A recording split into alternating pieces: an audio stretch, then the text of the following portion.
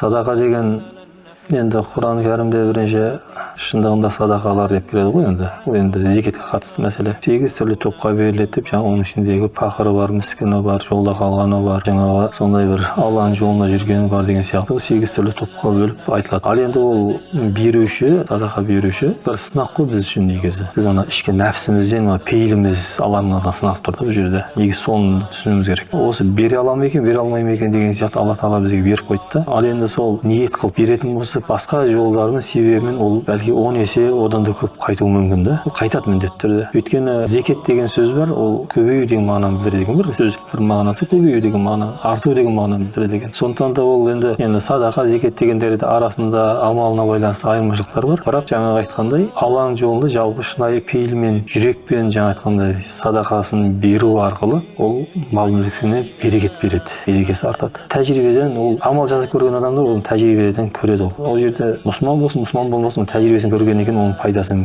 көргеннен кейін бар олар қайырымдылық жасайды ғой. Енді ана басқа дін өкілдеріне енді садақа, зекет деген ұғым жоқ, оларда қайырымдылық деп атайды ғой енді, қайырымдылық жасау. Соның нәтижесін көргеннен кейін қайырымдылық жасайды да.